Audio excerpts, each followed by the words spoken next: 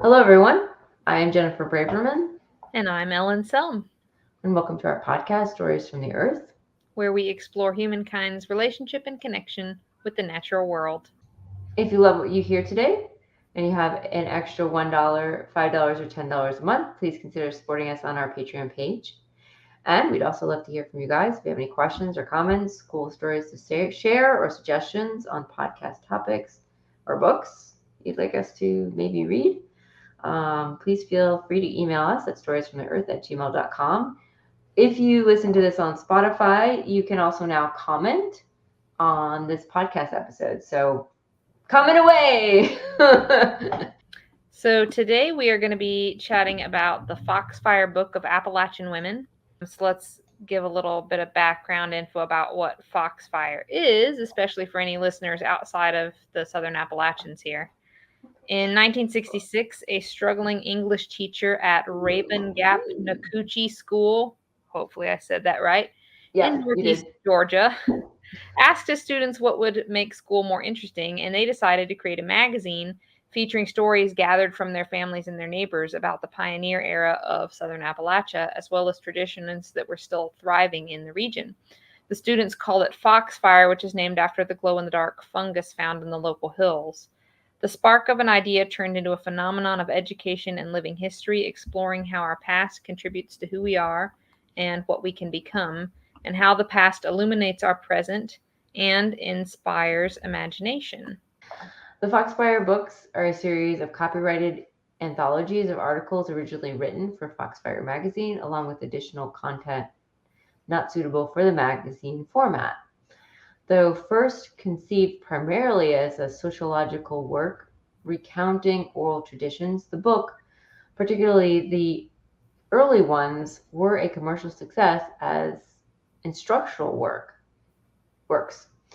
Members of the 1970s Back to the Land movement used the books as a basis to return to lives of simplicity. The first book was published in 1972 as the Foxfire book. This was followed by additional 11 books titled in sequence Foxfire 2 through Foxfire 12.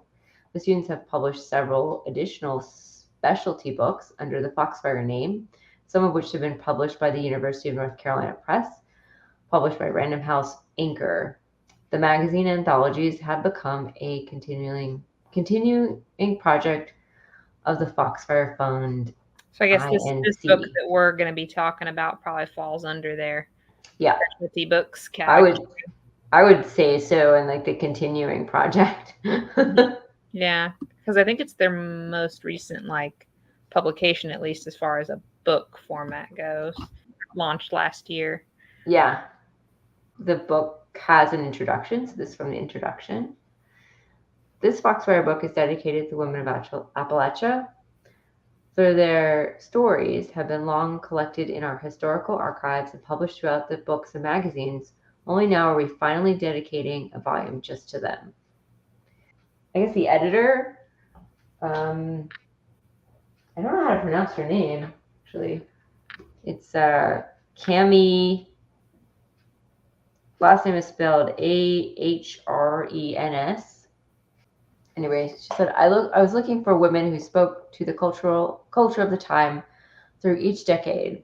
I found that several of these women have been interviewed multiple times over the span of 15 years or more. And then I didn't write this down, but she said somewhere in this introduction that she kind of combined some of the most, I guess, interesting parts of those interviews into like one section for them. She might have been pulling from different interviews that spanned that time and kind of condensing it into like a snapshot about the woman. Yeah, one piece. And this is continuing from the book's introduction. Some women forbade dancing in their homes and communities and attended church twice a week, while others didn't go to church at all. But what each of them expressed is a profound and personal connection with place. In reading these histories, I urge you to think about what they valued and what their apparent faith in the land provided them. Foxfire women help us reconnect in a tangible way with place, community, and people. For many women interviewed by Foxfire in the 1970s and 1980s, simple material goods that we now take for granted in our commercialized culture, such as clothes and shoes, were rarities. Most children received one pair of shoes a year, and if they wore out during the year, they went barefoot. Underwear was often made from bleached flour sacks. We also hear about many family members, most often children, who died untimely deaths because of medical treatments not being available. Many of these hardships were just a part of daily life, and though these women felt the weight of it, as described in their own words, they accepted the challenges and focused on what gave them strength and joy. We encourage readers to use this book as a starting point for a broader exploration of women's lives, past and present, in Southern Appalachia. Narratives and oral histories from many sorts of women and many diverse groups of women exist in other regional archives, and encountering them can be both enjoyable and informative. Please consult the recommended reading and resources at the end of this book to continue your journey. And there is a section way at the end with other further suggested reading. Yeah, she breaks it. I was looking at that. She breaks it down into recommended reading for younger readers, young adults, and adults, and then recommended resources. So because the way that this book is set up is sort of like short story vignettes told in the women's own words, we just figured it would be easiest to do this by picking a few women specifically out of the book to go over their story, just to give the listeners, y'all, a highlight of some of the amazing people found here in this cover. So one that jumped out at me because of a couple of the photos that were included in the book is Ethel Korn. She lived from 1908 to 2002. What caught my eye was something regarding the plant Sochan, cutleaf coneflower, which is a native plant in the area that was used as a food by the Cherokee and obviously then other Appalachian settlers in the mountains. You know, they really had to know very well what was edible in their backyards, because crops don't always grow easy around here in the rocky soils in the mountains. You know, you had to be able to survive on what you could get. Quote they had from Ethel to lead into her section, which I thought was nice, was she said, "I just fixed to suit myself. God knows what's inside me, and that's what counts." Whether pranking people or wearing her daddy's overalls into town, Ethel cared little about what others thought of her. She mentioned that all the children in the area would meet up to play a lot, especially after church. She said sometimes 20 or 30 of them, even up to like 15 and 16 years old, would all get together and be playing. It's just so interesting to think about. Like, we like to think in our day and age that we're so able to be connected, right? Ways we never could be before. And yet 20, 30 kids just running around in the woods, you know, for hours on end. And you know that their parents probably weren't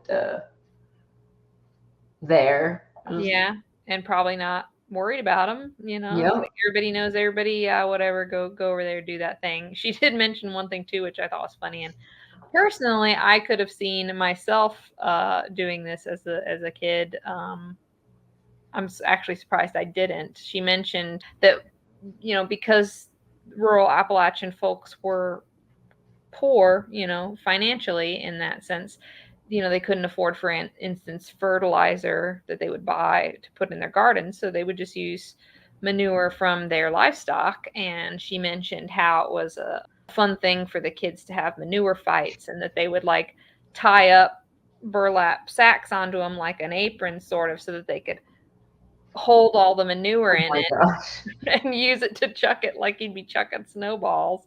I lived as a very young kid for a brief time in a house that we rented from some folks who were cattle ranchers, and so the house was completely surrounded on all sides by cow pastures, and we would crawl under the fence and go in there with the cows, and we'd go play in their barn, and we'd do all kinds of stuff. We swam in the cow troughs, and I'm like, I'm really surprised it never ended up in a manure fight. Ethel Korn said something so hers was the first story that I had picked to read from, but I realized throughout the book there's this running theme where she talks about how much people helped each other, always Mhm. visited their neighbors, and helped take care of the sick. And she said she felt like everybody just had more love for one another, and she blames factories coming in and money going to people's head Mhm. as to what made people turn away from their neighbors, turn away from God, and end up not as happy as they were. So basically, she's kind of equating like the simple life, though it might have been poor in some ways, being richer in others, of course. I guess because it changed. It's not necessarily money. I feel like, oh, I mean, I can't speak for her. I'm sorry, she's saying that, but I feel like it could also have been the structure, like the demands of you have to be at the factory at this time. You have to be away from your family and other Mhm. people. When you're on the farm, I think it's just such a different structure of your life. And I wonder if that played into it as True. well. Like how much, and they might not have even necessarily perceived it as such to articulate it. I don't know, but like the difference between kind of living with the seasonal flow that a farmer might have in a rural area where that's all they really have to be concerned about versus the increasing modernization like you said, you got to report to the time clock, etc. And if it's taking away essentially some of your freedom to kind of flow with your ins and outs of your days, what happens? People start to get grumpier and Mm-hmm. And yeah, then I guess you want to buy things to fill that hole, and you can't quite figure out what's going on. definitely a takeaway really from a lot of the stories from the much older folks as such in the book. As far as what she mentioned about plants, she was one that went a little bit more specifically into like a little bit about identification and preparation of a couple plants, which I just made note of because, I think it's always good for people to know these things because you never know when it might be useful. I don't think folks like Ethel survived on foods like this and it was part of their everyday diet. And that might have been more out of necessity than desire in terms of like, had they had something else in front of them that they might have liked better, maybe they wouldn't have ate the pokeweed. But Yeah, it's good to know that you can, and if you are, then how to make it safe and palatable. So Sochan, the cut leaf coneflower I mentioned before, she said to pick when tender, parboil it, take it out, wash it good till the water's clear, squeeze the water out, put it in a pan with butter, salt, and pepper. But she said you have to watch when picking it because there's a poisonous look-alike that she referred to as wild mm, parsnip. But the difference is that it has a more whitish leaf. I wasn't aware of that. I have Sochan growing around my house, and it's a pretty distinct plant. And I haven't seen what she's comparing it to, so I want to look that up just so I know like how similar are they really. And it might be something where once it's in bloom, the flower, the cut leaf cone flower, the yellow flower it's might give diff- it away. And once you know that, you can, because obviously it doesn't flower year round. It's not flowering at the time you're supposed to be picking it to eat it. So you do have to be able to identify it when it's in that sort of infant state. But if you get familiar with it when it's in its full state and then you can watch its life cycle, then you should be able to identify it from there on out. And then of course pokeweed, which most people who dabble at all into plants to some extent are aware that it has poisonous components. I learned something new from an older local neighbor of mine just up the cove the other day where he mentioned that the stuff that's in the plant that people react to that is toxic, apparently if you cut it up in a way, because he was talking about trying to remove some of it, mhm. and I forget if he said he used a brush hog or he did something that really like mashed it up more than just like a clean cut of some loppers would do. And because of that, he like breathed it in, and Mm. possibly little droplets from the thick, moist stalks sprayed out, whatever the case was. He ended up with like a rash from it and like lung irritation for like Oh a wow. few days. And I'm like, well, that's good to know. I've always only just chopped it back with loppers, but As a survival food, Ethel Corn said, pick it when it's tender. That's like when it's still really young. It hasn't even turned purple yet. Parboil it till it's good and tender. She said people would typically fry it up with eggs.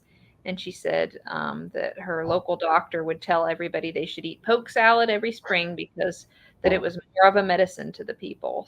I guess it was definitely considered very nutritious, and I don't know if any studies really been done on it since then to like identify, well, is it very high in nutrients, or maybe it's a dewormer naturally, or Yeah, I haven't heard. I mean, I haven't. It seems like, we all know that like stinging nettles are high in a lot of stuff, but it's a good question to ask someone.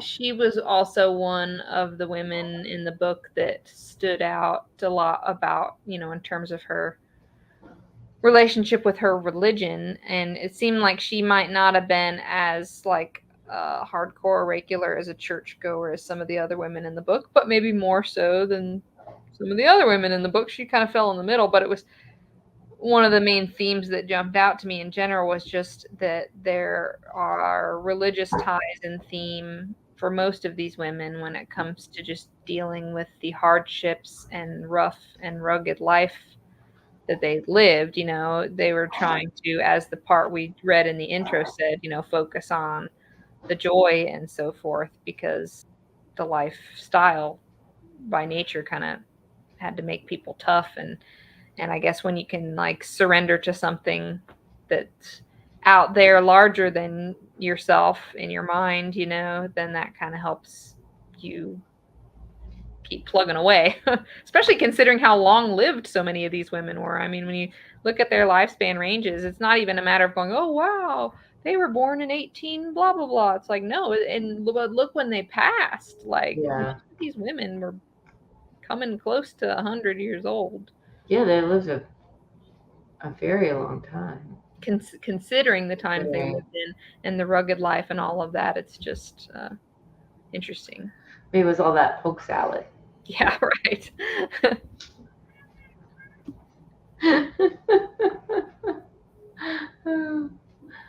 So who do you pull out for your first lady to feature?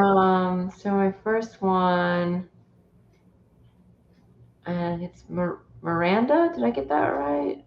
Marinda. Oh, probably Mirinda. Mirinda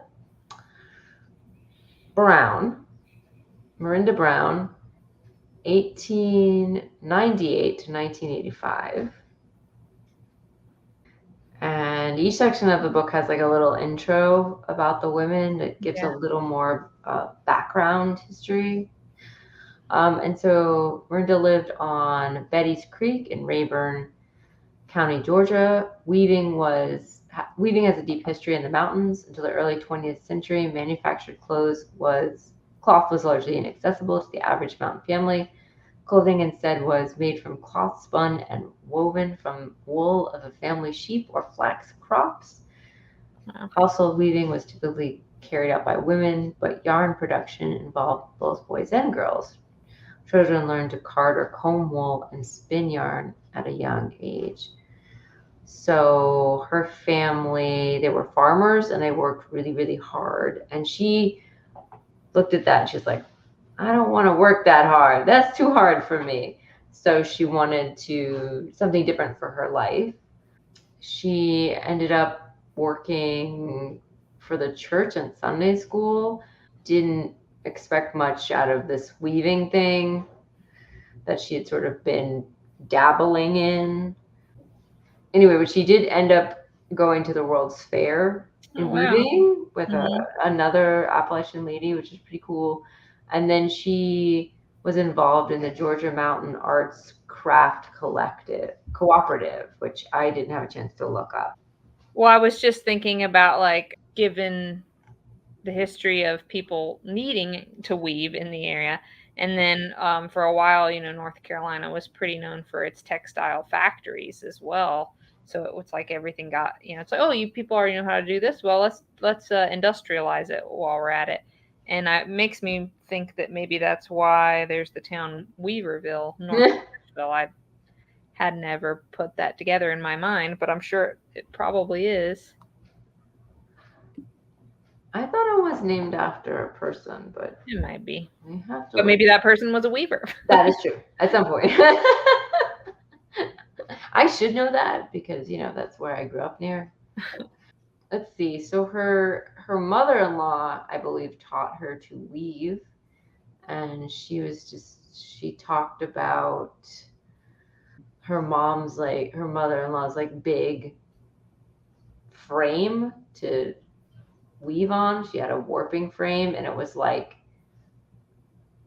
all the way across her house, and so it was like really big, and she helped her like thread it, the warp. And there's a quote that I like, that she said, weaving takes a lot of patience. Things that I would start to do, I'd want to do quick and not turn out a good job. Now I take my time. Weaving's just so satisfying. If you're interested in what you're doing, you can just sit down and forget everything. I've woven when I was disturbed. Last week, I didn't feel too good. I was tired, but I was doing something that I wanted to get done. I kept right at it when I didn't really feel like it, and my mind wouldn't stay on it. I'd like to go back and take some out. I've noticed your feelings have something to do with it. Interesting. That happens to me, like if I'm really, really enjoying something, the time just flies by, or you can use it as a distraction. But she said that like, even though it didn't quite do it for her as a good distraction, because she messed up on her weaving because she couldn't concentrate on it. So this is one of the ones, and we sort of chatted about this before we started recording. Some of the ladies' stories are sparser. I don't know how to explain it. Like, it's like, I don't want to say interesting content, but just no, like content in general. Some of them, like the short stories, like 4 pages back and front, and some of them are like 6, 7, 8. And I started to think about that, and I was like, I wonder if any of it has to do with the age the women were when they got interviewed, because some of them at that point might have been winding down enough that, it's not even to say that like dementia or anything was a factor. I'm just meaning like the longer you live, the more you got crammed into your brain file cabinet, some of the stuff's going to fall out the back. So it's like, if they weren't living as close to, if they physically maybe weren't able to do as much as they used to, or they're trying to recount something about their own childhood and they're sitting there in their like late 80s, you might get a little less content, I would assume, as the interviewer, compared to maybe some of the women that were younger or still physically active enough to be currently doing things at the time they were interviewed and things like that. It's my guess. Yeah, and these are all transcribed from like oral histories. So they're like out there with a tape recorder. Yeah. And honestly, some of them might have been talkers more than others. That is true. You run into those two extremes for anybody who doesn't live in Southern Appalachia. And probably attest, like the people here, you run into the extremes of like, I'm going to hole up in my holler, don't bug me none. And they might have been open and cordial to sharing, but they might have just not had enough of the words to make it like into some big thing. Whereas other people would talk to you all week if you gave them the time of day. So that might have influenced it as well. I don't know. And I was thinking about it, when you live day to day, these things that you do every day are just normal. So you don't think that maybe they're of importance. But historically, like some of the things probably are more important than others. So when you're telling your story, you might not add in a detail that if somebody didn't live in your time, they would have wanted to know, because it was so different. I think a lot of them are aware because they lived such a long time, and there were so many changes about like, we cooked on a wood stove and then gas came in and we did cooking on a wood stove differently. Electricity came in,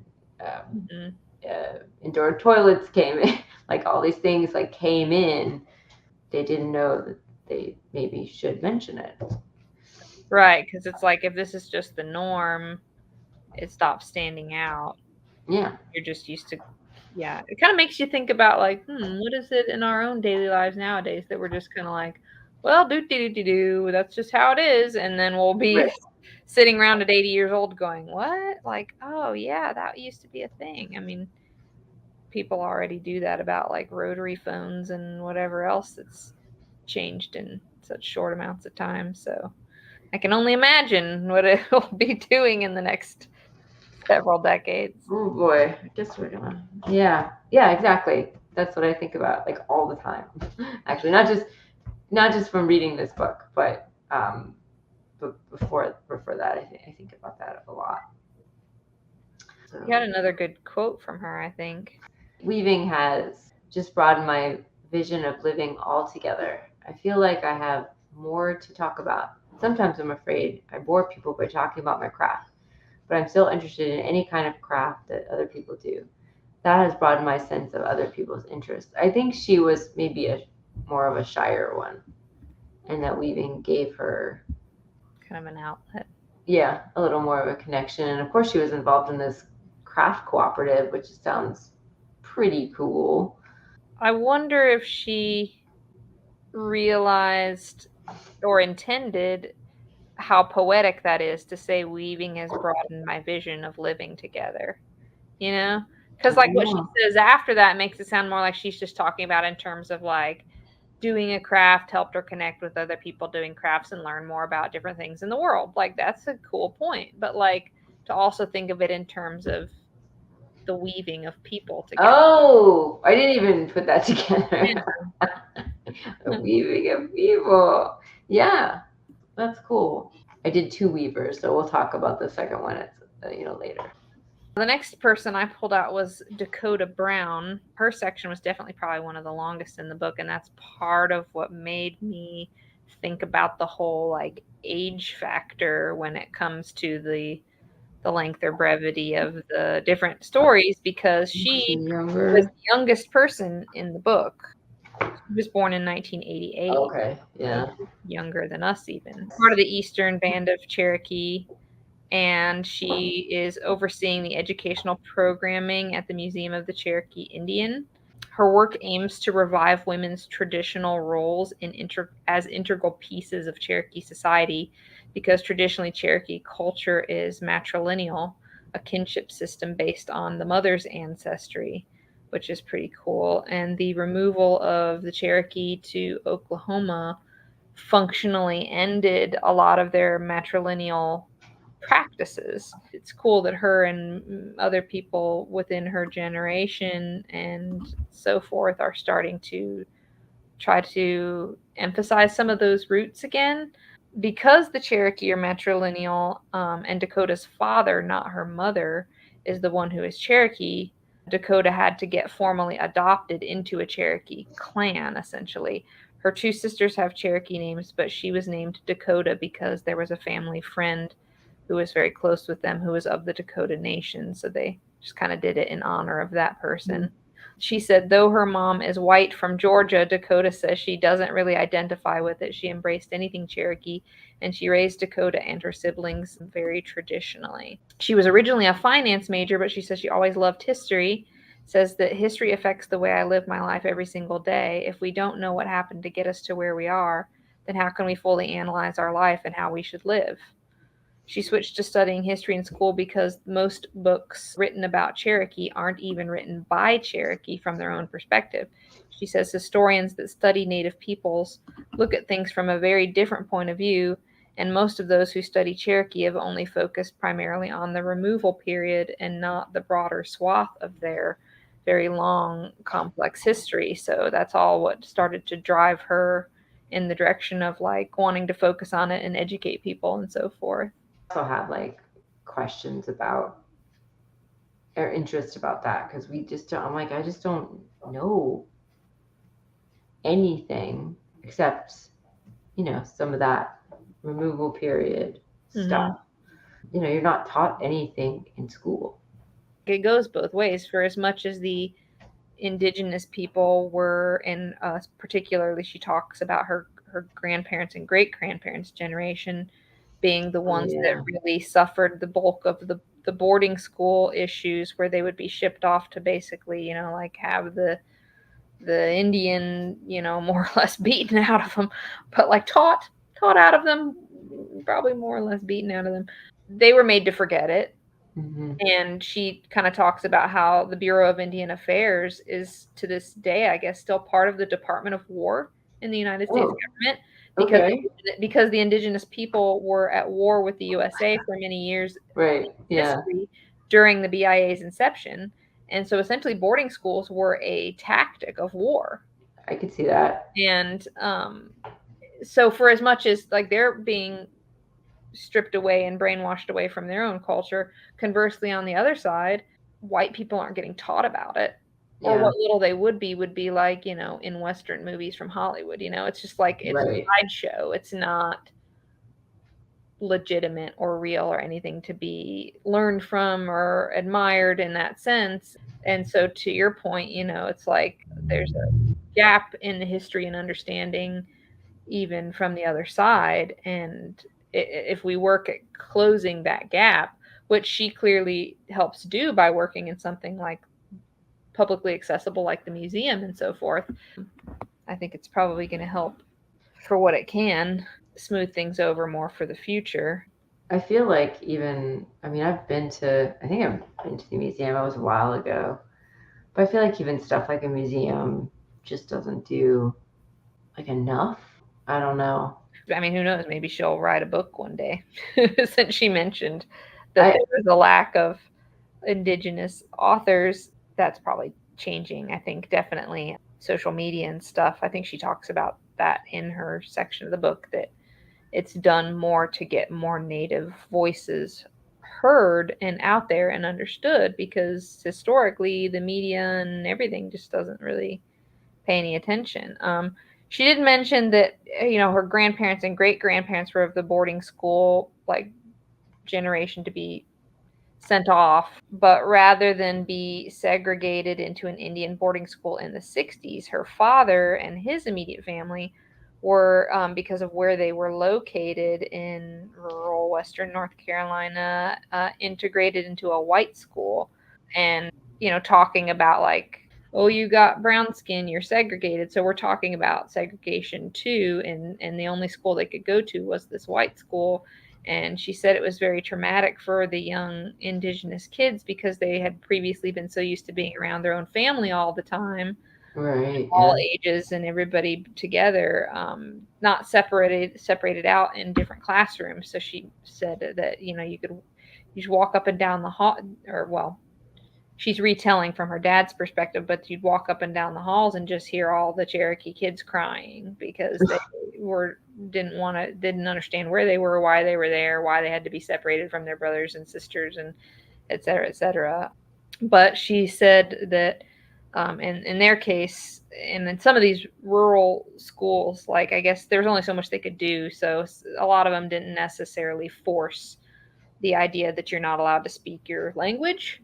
So her family lived in a little pocket of Snowbird, I think it was called. One note I didn't write down, but it's right outside of Robbinsville, and it's kind of isolated enough that like everybody there, they just spoke Cherokee fluently, and it was never like pushed out of them. So that's why you have pockets where there's people that like still know it and remember it better than others.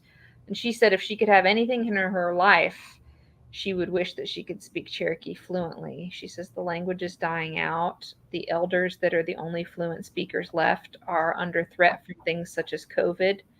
Lots of Cherokee traditions and knowledge would be lost if the language died out, because there's still a lot that hasn't kind of fully been like trickled down and I guess translated or doesn't fully translate, because she said it's a hard language. It doesn't work the same way as English. It doesn't work anything like it, so it can be very hard to learn.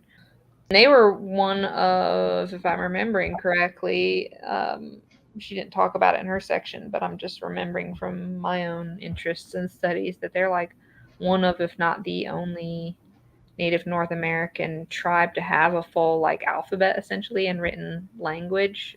So maybe that'll help with preservation to some extent. But she does talk about how it's just kind of strange to have to think about from the perspective of like she's of a people that could go extinct. You know, she's like, when something like COVID stirs up any kind of small minority, if something like a pandemic ravages it, it's not like, oh, we could lose a lot of people. It's like, no, we could literally go extinct. And so that was very scary. And she talks about how there's a layer of trauma in all indigenous people and how it impacts even what gets passed along or shared within their families, because in some cases, like, the elders are clammed up and they don't want to talk about it because they think that, like, their old traditions, you know, it's been ingrained in their head that their old traditions were the ways of Satan, and so that they shouldn't talk about it. They're not allowed to talk about it. And some of them don't want to talk about it because it's too painful, or it brings back the memories of what was forced out of them or what got taken away from them. And so it could be difficult in that way to, like, get the stuff passed on too. And she talks about how the associated losses and changes and ways that they've all strayed from traditional culture and family values and things like that. So I guess part of what helped her to do what she does is because she said her parents made a concentrated effort to tell and pass along stories and speak of as much of the language as they knew to her and her sisters. She said her grandfather spoke fluently, and she asked him once why he didn't teach his kids, i.e. her dad and uncle, why he didn't teach them to speak it. And he said that he tried, but because his wife, her grandmother, didn't speak Cherokee at all, it made it really difficult to try to teach the kids it when you got one parent who can't speak it at all. It's not getting reinforced enough. And her grandmother was Cherokee. It's just that she was of a family that got sent to boarding school at a younger age, so she lost the language really early on. Whereas her grandfather, being up there and outside of Robbinsville in the area where it was kind of that isolated pocket, he didn't learn any English till he was already a teenager. So he was able to retain the Cherokee fluency. I mean, she should have learned alongside the kids. So I would just, okay. But I guess because of her boarding school experience, maybe it freaked her out. Who knows? She didn't really talk about that. Yeah. Oh, well, this is a side story, but I watched, like, the new Planet of the Apes movie. I don't think I've ever seen a Planet of the Apes movie. That was, like, my first one with the new one, and they have, like, all of them on Hulu.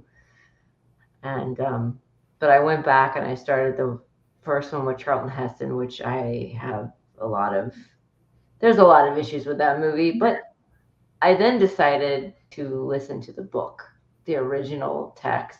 But there's a part in the book where the astronaut dude, he can talk, and these other humans lost the language, lost speech. He has a son by one of the ladies who can't talk.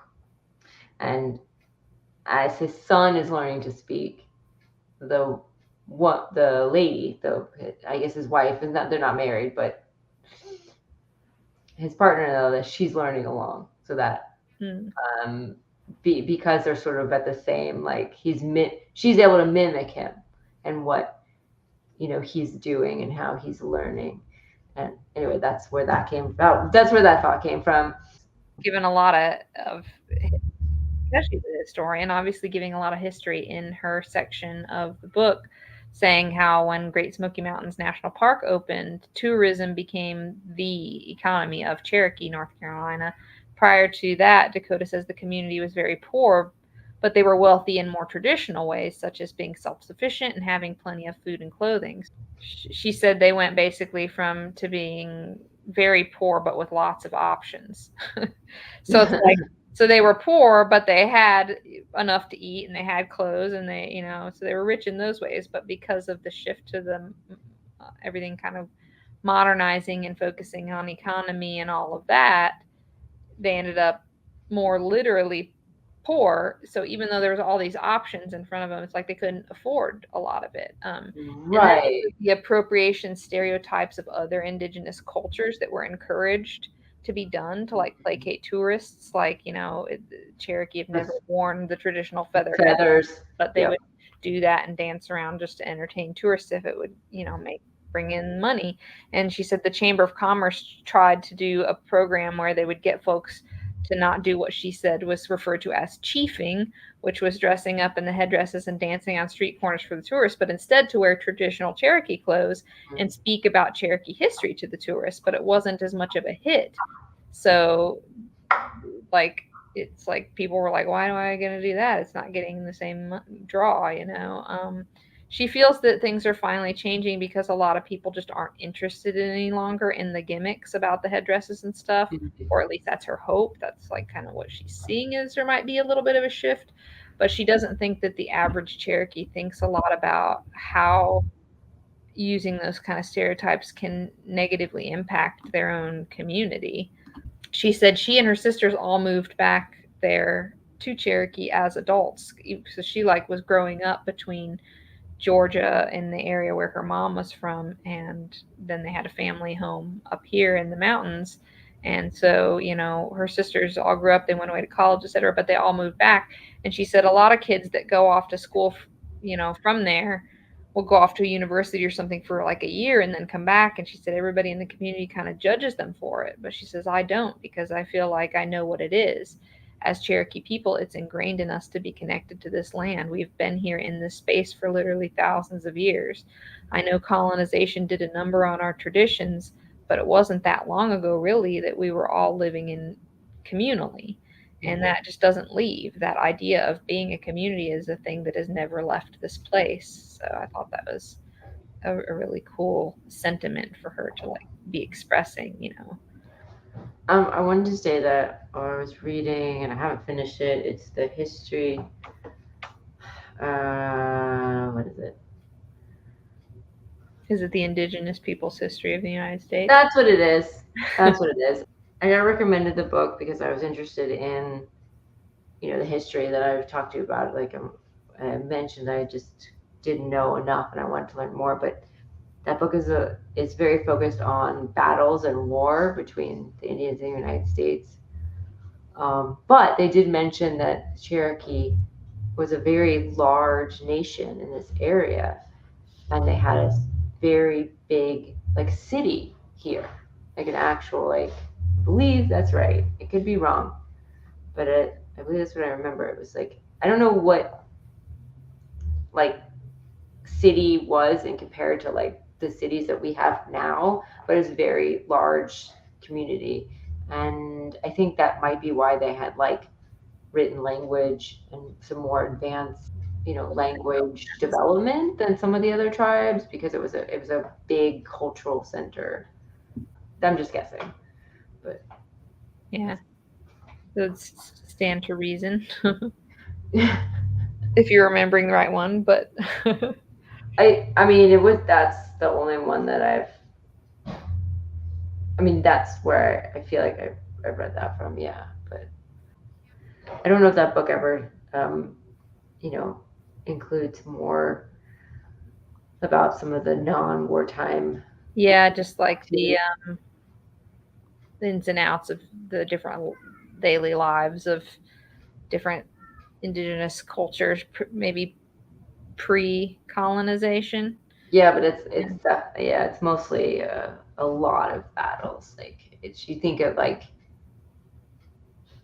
the big battles, a couple of big battles, but it was like a lot of battles. I'm getting off topic a little bit, but it was a lot of battles over a lot of years. Like it was insane.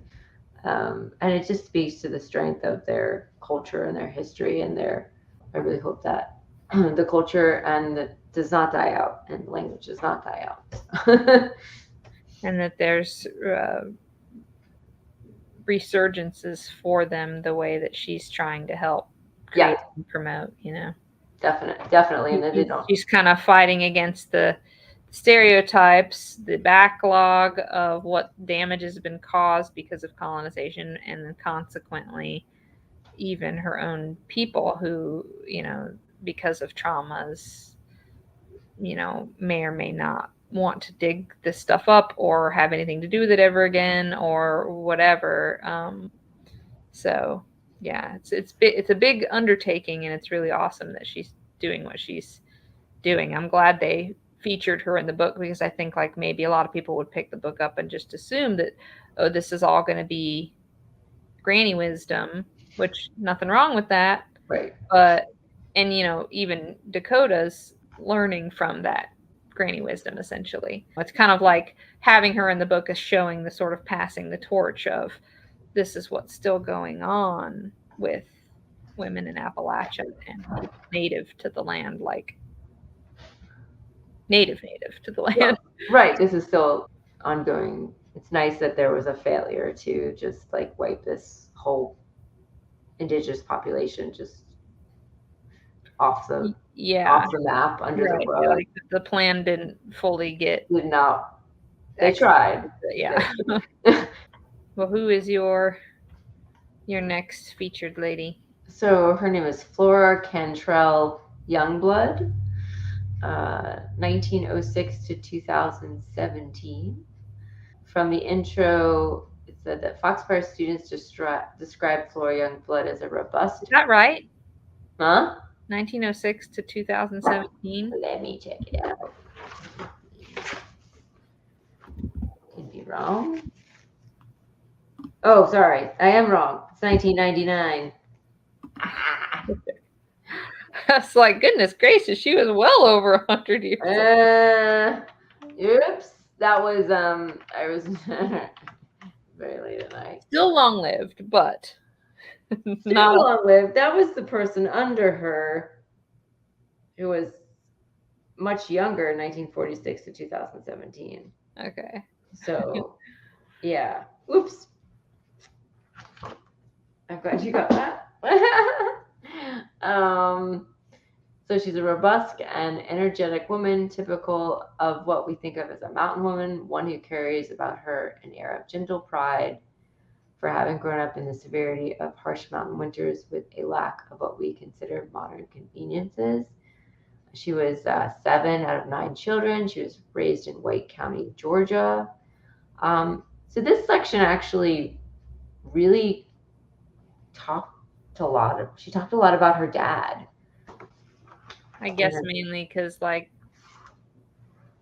that's how our family goes back in the area and what influenced her and why she was here. It makes sense she would talk about it. So her dad was the youngest of 16 kids. What he did for his job was he panned for gold. And then he also farmed. And then he also treated people with herbs as a folk doctor. Have a little more Indian connection here. His family farmed for a living and raised everything they ate, but he was always interested in remedies. There was an Indian chief who lived in the same neighborhood that my daddy's family did, near Cleveland, Georgia. He would come out and talk with my daddy a lot in their young days. That got him interested and wanting to know about the Indian remedies. And this is another quote. There wouldn't be many days, unless it was real bad weather, that somebody didn't come to be treated. They'd come from a long ways, some from Alabama, some from Tennessee. They heard about him through their kin people. Why don't you go see Henry Cantrell? He can cure that. So her mom was Rachel Chadwick, and she was 16, and her father was 32 when they got married. Ugh. That was like the biggest age difference I had between husband and wife in my reading. I found the part about the herbal remedies very interesting. So I'm going to read some of that because she sort of describes some of the things that he did. So we'd get back up in the mountains in an ox cart. He'd say, all right, get that mayapple. There's some mayapple. I'd hop off the cart and dig it up for him. I'd have to gather the whole plant usually, but for some he'd just use roots. We'd trim off the dead leaves and any that wasn't good and alive. We'd wash them real clean to where there wouldn't be a bit of grime on them nowhere. He'd take the leaves and make different things out of them, and he'd make other stuff out of the roots. He'd take the roots while they were fresh and beat them up and make little poultices for sores. He'd draw out that affection and the sores will heal right up. He'd also dry a lot of his stuff to powder up the roots and leaves. We'd stick them in a pan and put them in the stove to dry.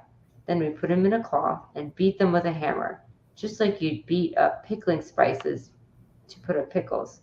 I've powdered for half a day at a time. After we had it powdered, he'd put it in little bottles, and he'd keep all the stuff in a certain cabinet. He had a chart on his cabinet, and all the bottles were numbered. When people came, they might have known what it was the matter with them. He'd diagnose what they had, and he'd get the herbs that went with the disease and dose them up. He'd know how much to give them, and he'd take a little spoon and dip that much out of one of his bottles. He'd give them the powder and tell them how much to put in a glass and how much water to pour over it to make the tea. And then she said they lived by a spring house. They lived by a spring, and they built a spring house so that his dad could make tea and put them in the spring house so they would keep them cool, because I guess they didn't have a refrigerator. Her brothers would get him liquor for the tinctures, and they'd go to the the moonshine people, and they get the liquor, and then the cops would like pull them over. Basically, the revenue officers would stop them, and they would tell them what it was for, and they just let them go. So I thought that was nice of them. Yeah, they knew that her dad. Yeah, probably word about him, was out clearly in the area. Yeah. So there's just a lot about like her mom would sew and quilt, and her favorite meal was ham and gravy. She really talked about, like, she described this meal like in depth. It was really cute. They make sauerkraut, how they would layer, they'd have a barrel, and they would layer kraut and salt and kraut and salt until it made like sauerkraut. Is her screaming coming through in the background? Mm-hmm. Oh. There's is it okay? Is she okay? She's demanding something. I can't tell what. She's probably asking for the TV to be on. I told him to put it off as long as he possibly could, to not set her in front of the TV, but that if he had to, as a ditch effort, he could. So this is good that we're talking about this, because there's one part of the book where she was doing some like housework, and she said I had Ruth sitting looking at the Sears and Roebuck catalog while I got the little one to sleep. So the Sears and Roebuck catalog used to be like a big, like, it was like Amazon of the old time, right? Like, it was just, and I thought that was cute. Distract the kid. Distracting the kid with this catalog instead of like distracting the kid with the TV.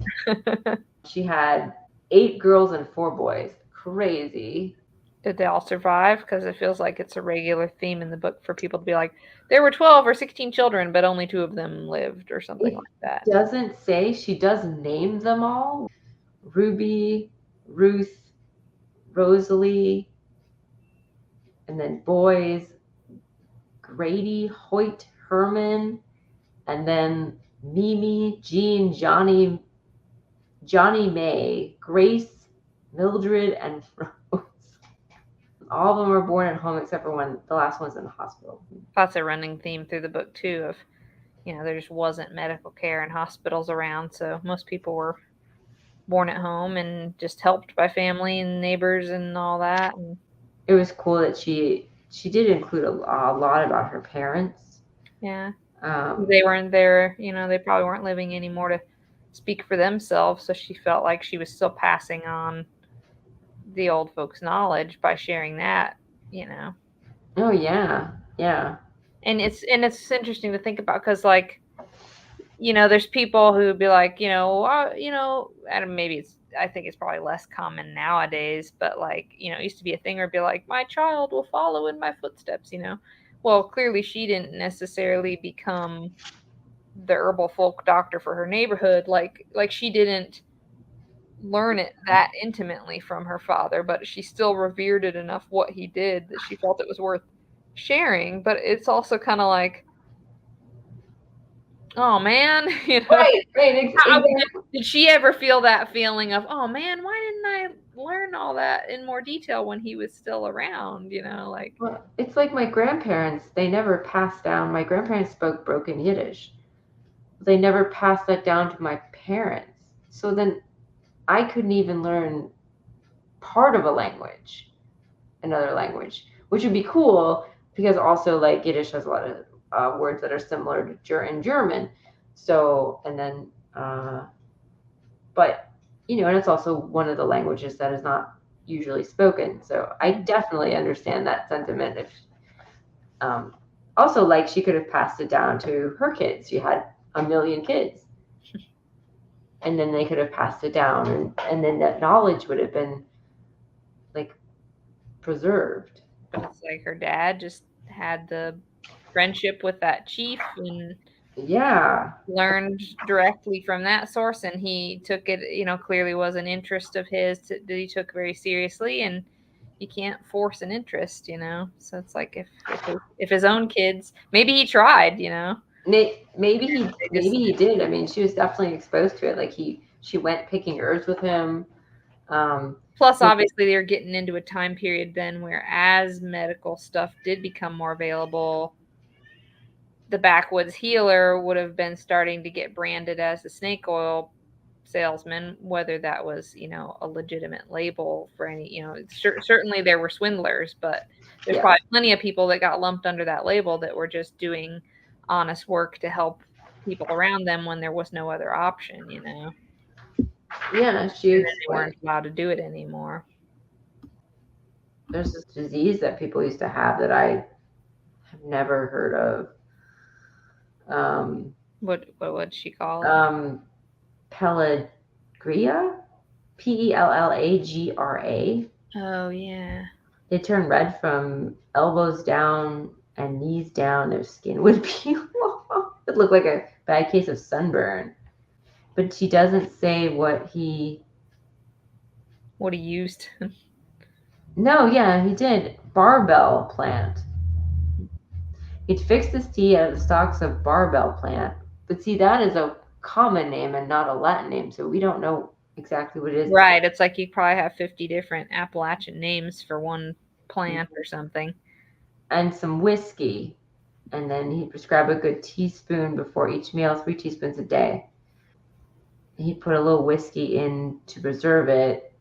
The whiskey had to be pure corn liquor, not any that was made with sugar and stuff, because the sugar would make the disease act up. And I love also in this book they have pictures. So that is definitely really cool and something that I love to look at. Because you can put a name with who you're reading, and then a lot of them are like from 1970s, know. This lady's showing how to demonstrate how to shoot a shotgun, and they have my next poll from the book was Amanda Sequoya Swimmer, because I thought that's a showing from an elder perspective, because she was also Eastern Band of Cherokee. She lived from 1921 to 2018. And the year of her death, she was named a beloved woman, which is the highest honor awarded to a Cherokee woman, due to her role in preserving endangered tribal traditions, including language. She was also one of the most well-known contemporary potters, carrying on traditional pottery techniques in her time. Because even though the tourism was growing in her lifetime and it brought problems, things that Dakota Brown, who we were talking about before, points out, according to Amanda Sequoya Swimmer, it also incentivized and gave many Cherokee people a renewal of their traditional crafts and skills to share with the tourists, and people would set up roadside stands to sell their wares. And so it was like encouraging people to like take up some of these old skills again. The Oconaluftee Village demonstration site, which is in Cherokee, that people can go visit and see, like a sort of model village and people demonstrating the way of life. Amanda worked there basically for many years, demonstrating and teaching traditional pottery. She said her family used to have 199 acres.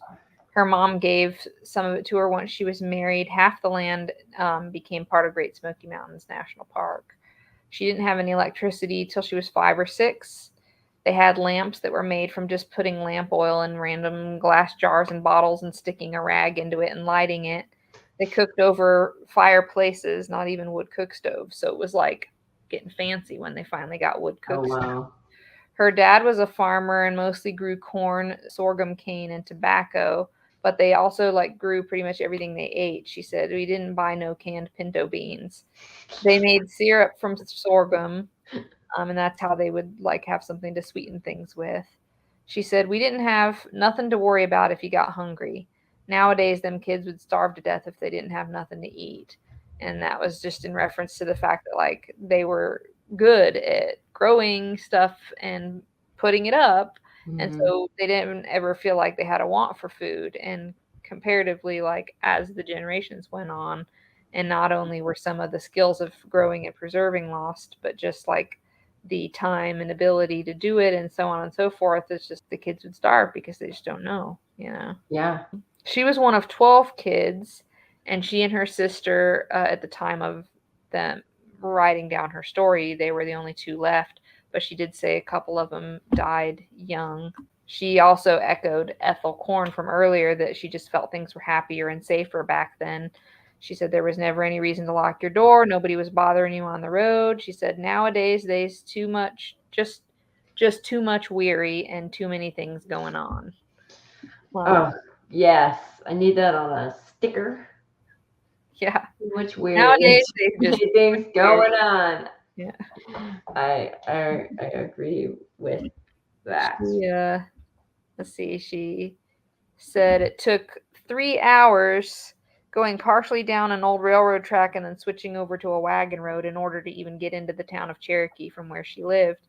And that's where there was one grocery store. Oh, wow. The Civilian Conservation Corps eventually put a gravel road in and took the train track out because the train track had just been in there as a logging train. So I guess once they tapped it out, they were like, well, we don't need that, but they put a road in. So that helped. She said if somebody was sick, you'd take care of them. You'd bring them food. There were people that were just called free laborers who would help people in the community. So it's like if you needed wood for winter and you didn't have any, they would chop some up and help you drag it up onto your porch. They would help dig up your harvest. All that they would ask as payment was lunch to feed them for their work. And that was a regular thing. And she said, now the old people are all gone and the kids don't know what free laborers are. And I'm like, man, can you imagine if there was like, it's almost like hard to think that people just voluntarily do that, you know? So it's like maybe if there was some sort of like community incentive to be like, oh, everybody has to take a turn volunteering at some point in their life as a free laborer and do these things. Like how much more connected people would feel to one another and helping the people that needed it. So my husband and I we're often talking about like, oh, what would a different society look like, one that was more focused on less focused on capitalism and making money and more focused on what is supportive to people.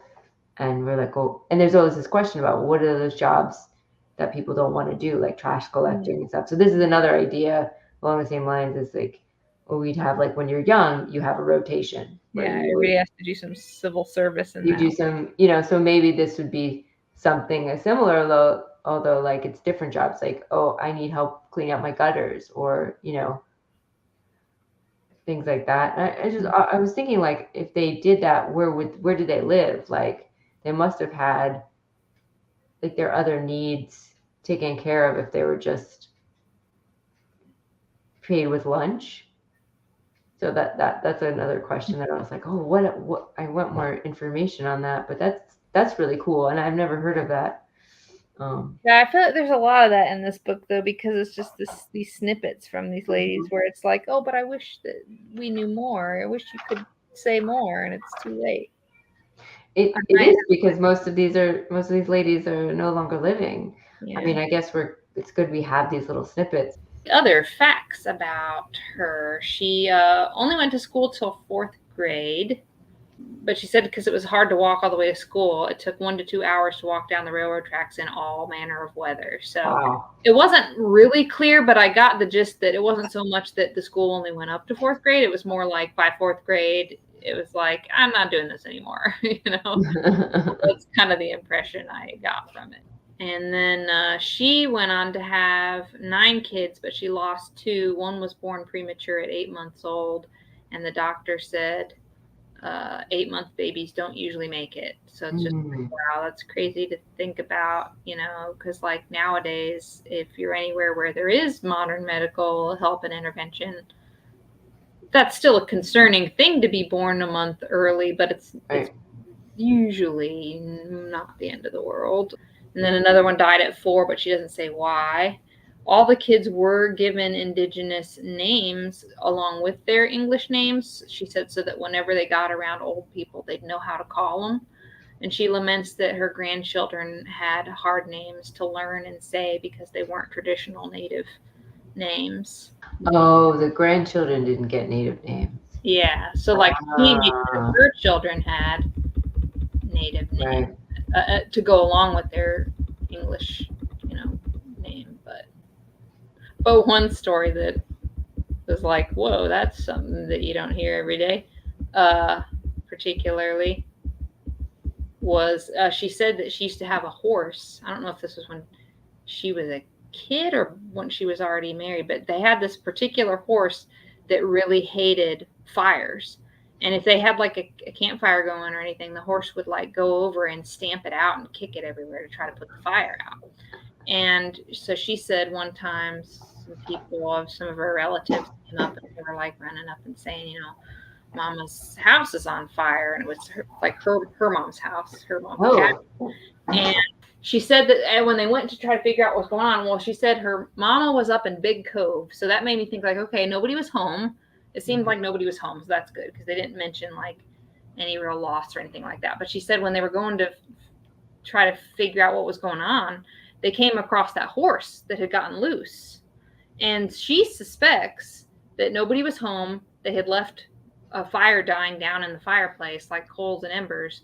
The horse might have seen it and started trying to stamp around to put the fire out and kicked it everywhere around and caught the log cabin on fire. And she said by the time they got to it, it was like there was no saving it. But they don't know, I guess, for sure that the horse did it, but it's just kind of funny to think about that would have, like, of all the things to have a story to tell, Right, yeah.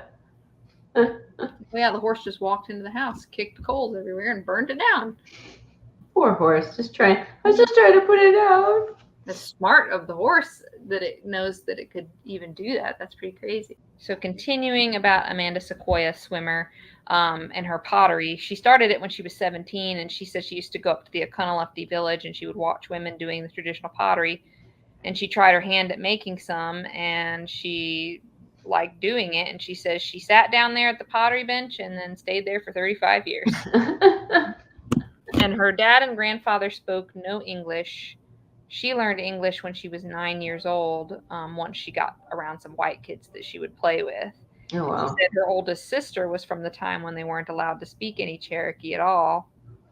But by the time she was in school, they were allowed to be speaking both languages, so that's why she didn't lose it herself.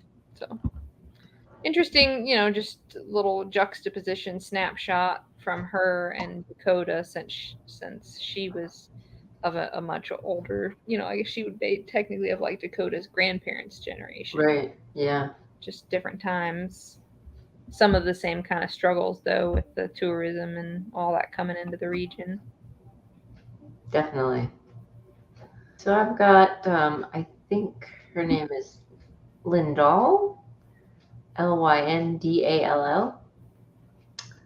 Lindall, hopefully I'm pronouncing that right, Toothman, 1910 to 2002. From the intro, Lindall, affectionately known as Granny Toothman, grew up on a farm in the mountains of West Virginia. Lindall always saw herself as different from everyone else. Unlike her sister, she didn't follow customary gender roles. Instead, she worked outside with her father, played with neighborhood boys, and got into fistfights. As a young woman, she took weaving classes provided by the WPA, which is the Works Program Administration. WPA, renamed in 1939 as the Works Program Administration, was an American New Deal agency that employed millions of job seekers, mostly men, who are not formally educated, to carry out public works projects, including the construction of public buildings and roads. Set up in May 6, 1935, by presidential order. That's from Wikipedia. Hmm. So she learned weaving through them, and then weaving ended up becoming her career. So she's my second weaver. She explains in her interview how weaving was a way to reach people and help them build self-worth. She loved to read. She did several things like she taught weaving in several places. So she worked at the Alderson Reformatory and she taught weaving there. So it was like a women's prison. And then she took a pause and she was a cab over trucker. She drove some sort of truck and hauled stuff. I didn't actually look up what cab over trucker was back then. For 15 years, she Wow. made 13 trips to California and back. And then she also taught adult vocational education, which was weaving. During the Depression, we lived on a little farm. And of course, we've been poor all our lives. We lived about the same. I couldn't see a bit of difference. If you had anything, you could always trade it to someone else who had something you wanted. So you didn't need much money.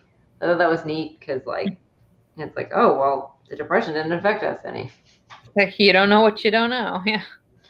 Like I felt like that with COVID a little bit, in the sense that people are like, oh, I can't go out and go to restaurants and bars and stuff like that. And I'm like, well, I wasn't going to bars anyway. I was being antisocial anyway, so it just continues this. There are these special WPA classes to teach people to do things for a living. We got this weaving school in the small village of Williamsburg, West Virginia. In an abandoned 2-room schoolhouse. I went to one of the classes in weaving, and then I taught in the state school in weaving afterwards. I reckon that changed my life. It was then I was in my 20s in 1934.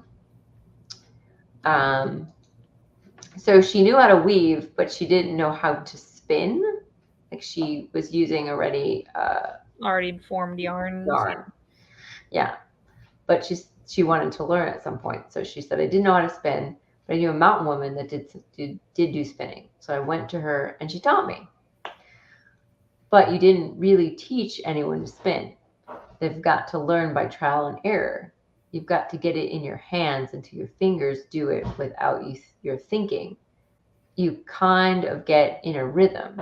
You think you're spinning a long time before you're spinning, but until you can spin a few yarns while you're spinning yarn, while you're not really spinning yarn, you've got to do it in your fingers instead of in your head. If you don't get in a rhythm, you're not really doing it right. I thought that was really cool. I'm assuming spinning a yarn while spinning yarn, you're actually just chatting while spinning, and your fingers are just going.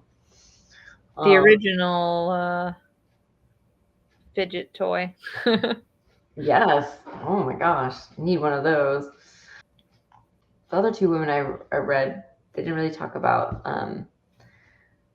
much about their faith or their religion or anything, but she does talk about it. And so have faith in the universal life that you're connected to. Now, some think of God as a man sitting up on a high throne with a long beard and white hair, but God is everywhere. It doesn't matter.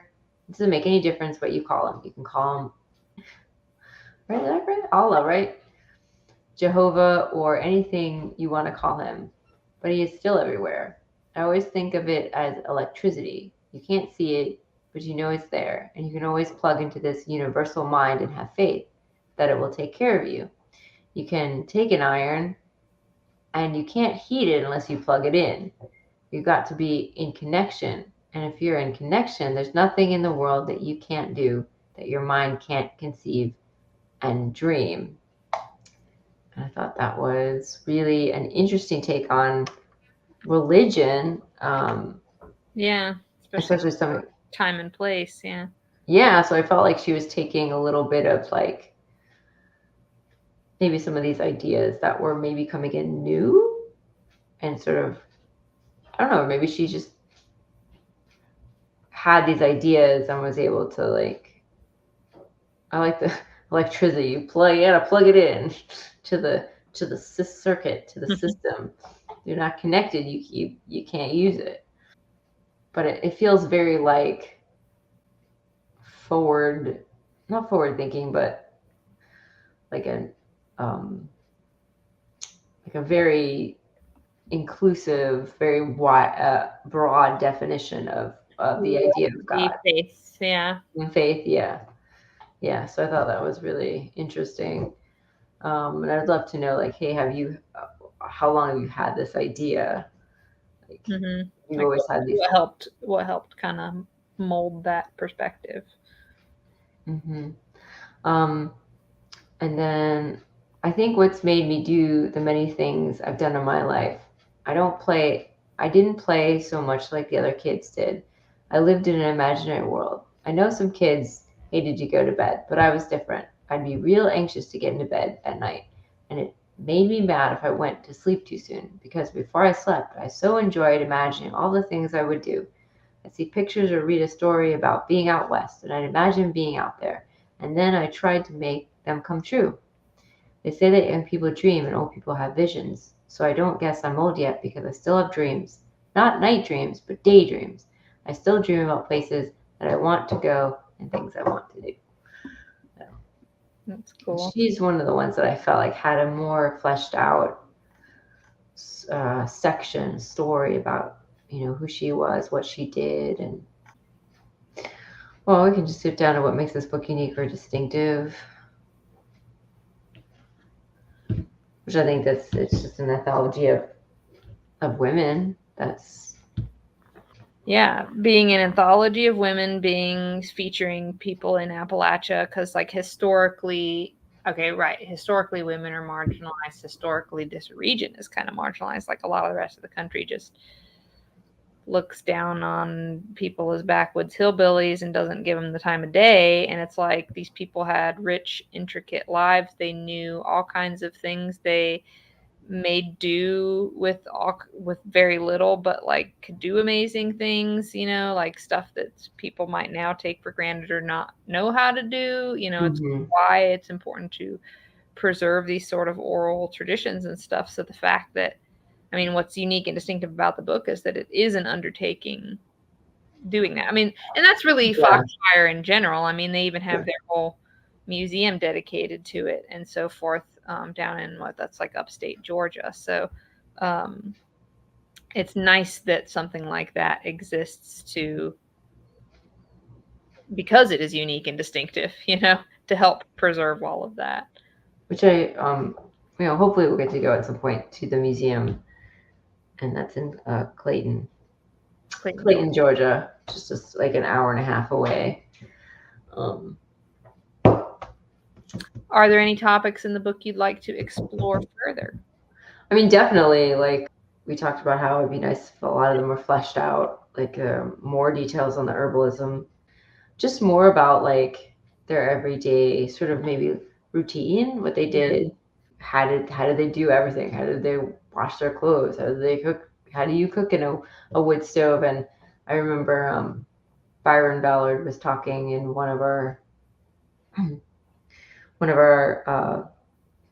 previous previous episodes. It was a panel and about like how you had to really learn how to cook on a wood stove because you had to use different kinds of wood, different thicknesses of wood to get it to the right temperature and keep it at the right temperature, and all this seemed very fiddly and complicated and very interesting. Fire science. Fire science. So just a lot of stuff like that. And honestly, in that way, it's nice because like I haven't really dug into. I've known about what Foxfire does and generally is about. I knew that it was the whole thing about it kind of being revered by the back to land or hippie movement, so that clearly there's some more instructional stuff in some of their other content. So basically this book is almost to me like a taste of like, oh, now read our other stuff and see what more you could get from it. Like if you're interested in all those things like you just named, it's going to be worth digging into more of what they have done, because there is going to be more of that content, I think, in depth. It might not be from these specific women, but it's collectively from people historically in the region. It would be similar, Yeah. Compare and contrast how our lives are different or the same as these women. And I think that, well, The same is that, change is always happening. So, you could think that like, oh, these women who lived at the turn of the last century, saw so much change in their life. Well, we just lived through a turn of a century. We're going to that's true. those women who at some point people are like, whoa, you lived through the turn of a century. What did you see and experience? So that there's similarities in that way that I think, we don't even know yet that we'll be able to speak to. How did you survive without Google? Yeah. Or YouTube or cell phones? Or even whatever it'll be I in mean, the that's next what 40 years. And they'll be like, you mean you didn't have telepathic communication back in 2024? I don't know. Like, who friggin' flying cars? Yeah. Yeah. So maybe one day we'll be chatting about that. That sounds fun. And I guess, so I mean, maybe the differences are more obvious probably to anybody living with us, amongst us in our time, who would be reflecting back on these women and their stories the way that we are. Like, the differences are more apparent, but like the similarities, that might be harder to speak to. But I think that some of those things will come in time. There's just that similarity of being women still in a world that tries to pigeonhole and undervalue women. Yeah. And living through big changes affecting humanity. So, yeah. Yeah. And I mean, a lot of these women worked, they didn't go to work, they worked in the home. Mm-hmm. And I guess that's a big difference, though. It's like, that's a big difference. Self-sufficiency element. Like, that is true. It's something that I kind of mourn the lack of, quite frankly. Like, yeah, we're a product of our times, whether we like it or not, and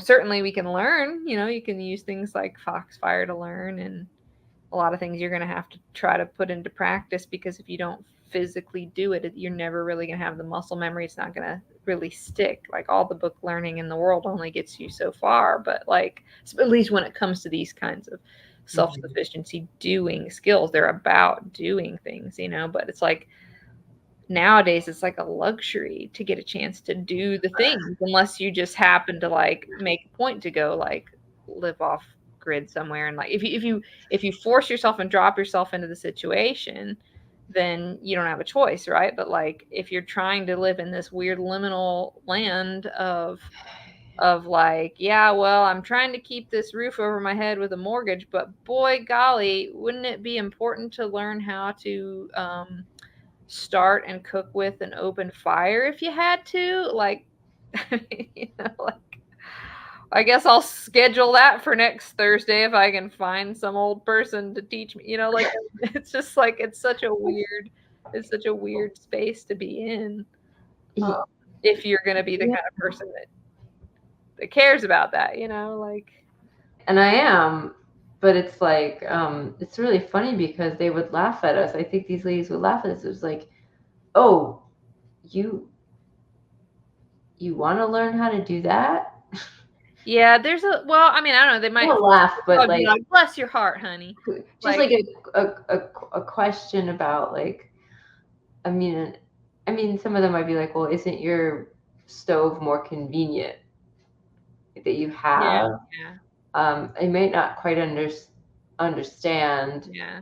I mean, there are some of the women in the book who make the point of like lamenting that like they think it's not a good thing that younger generations are losing this stuff. But yeah, there's certainly plenty of people who would be like, well, why are you, don't look a gift horse in the mouth, right? Like, my mother-in-law's grandmother had a farm in the Midwest, and she always talks about when she was a kid, she loved to go visit her grandparents on the farm because she'd get to learn to can and work at the garden and do all the stuff that her own mother, who grew up on the farm, like when she got off that farm, she like beelined it, and she was just like, my kids are gonna have nothing to do with this, like dirty, filthy work. You don't have to do this anymore. Why are you wanting to do this? So it's just like we've had those gaps in the generations where it's just like, why would you want to why would you want to do that? You don't have to do that. And it's like, well, in my mind, it's not even so much as like a have to, it is like but what if you didn't have a choice? And then what would you do? It's like, maybe it'd be better to know. Mm-hmm. I mean, I'm not trying to be like doom and gloom or anything. It's interesting to know, I think, anyway. I think it's very valuable. It's one of the reasons why I'm like, oh, I'd love to put in a wood stove in the house one day, because, well, when the power doesn't go off, when the power goes off, you have a heat source.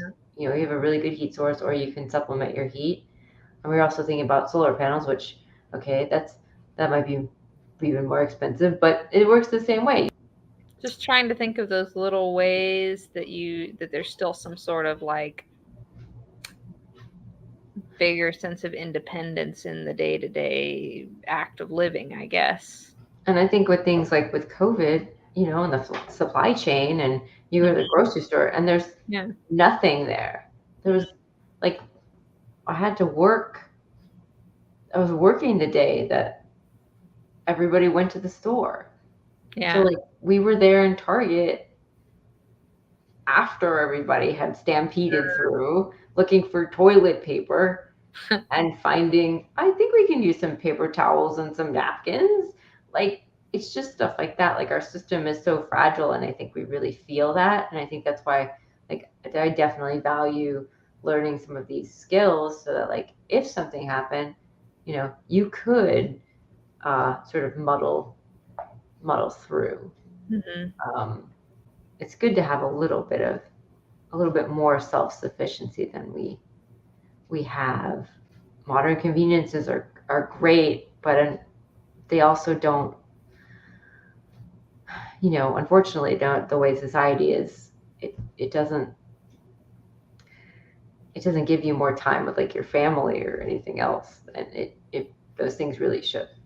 Anyway, that's another story. But so, would you recommend this book to others? Why or why not? Who do you think who would benefit most from reading this book? I think I would. Anyone who's interested in the region.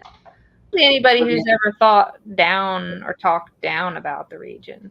It's like, don't judge somebody till you walk a mile in their shoes, right? Like, here's this book. That's a good start. See what it's about.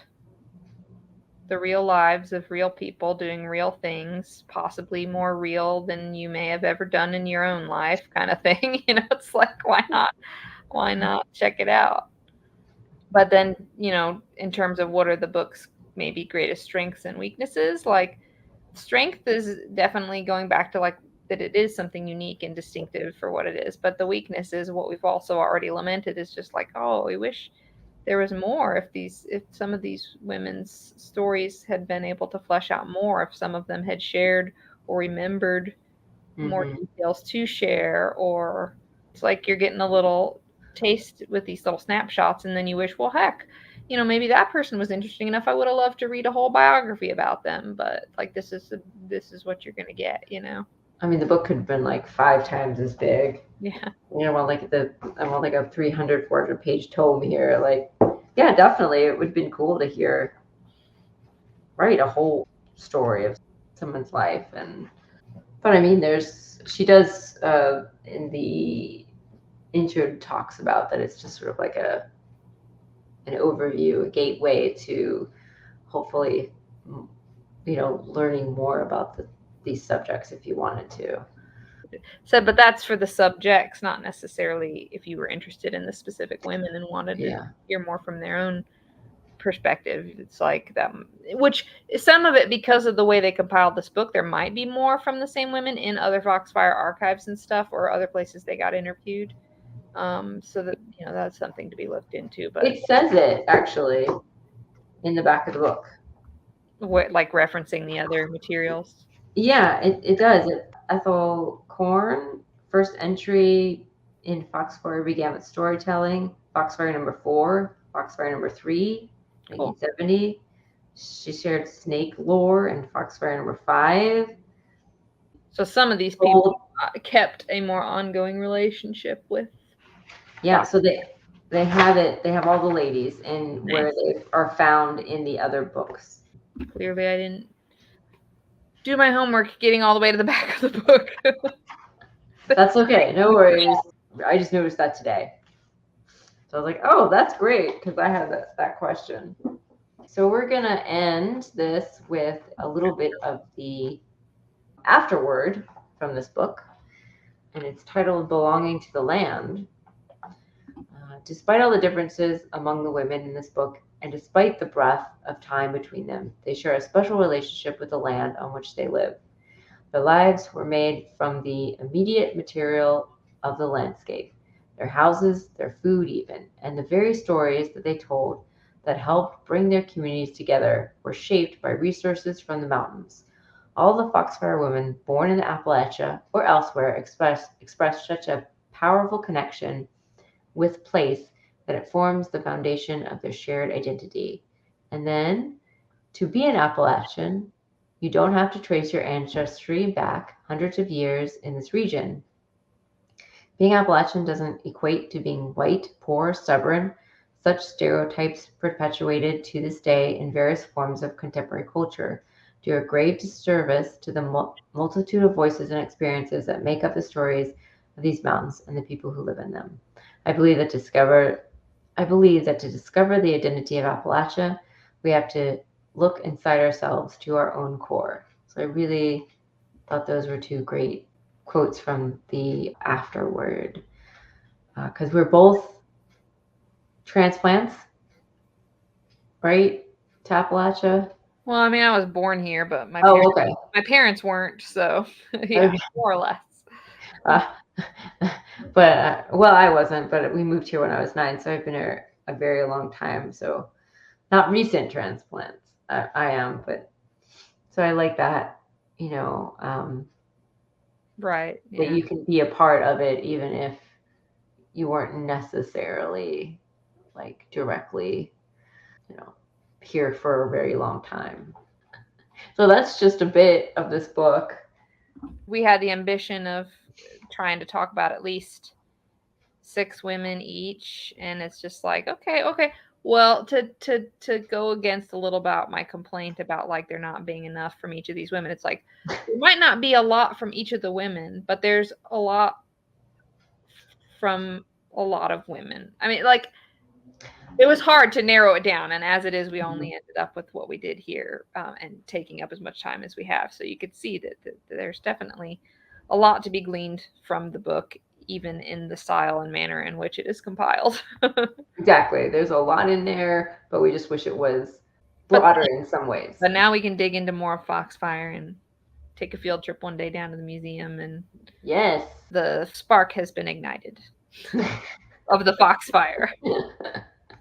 And that should be fun because they do like demonstrations and all kinds of stuff. So I love that stuff. We took a trip cross country when I was young, and I have this picture where we went to the Laura Ingalls Wilder Museum.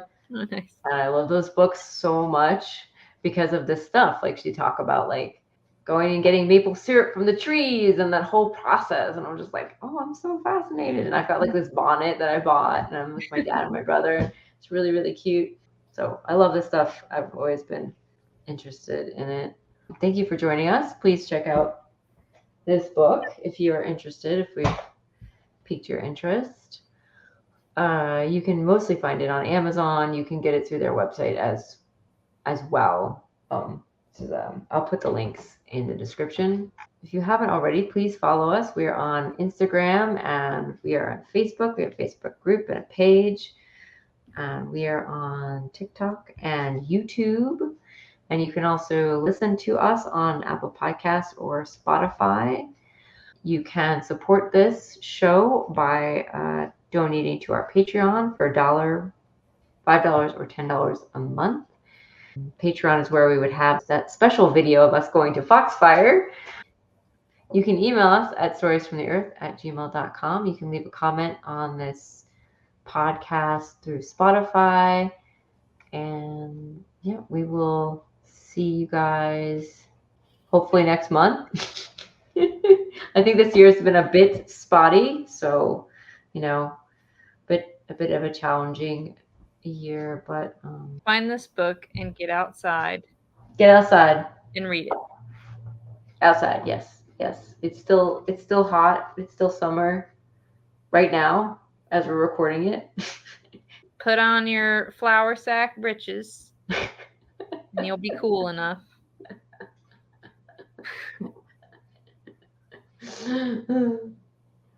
All right, guys. I'll talk to you later. Okay, bye.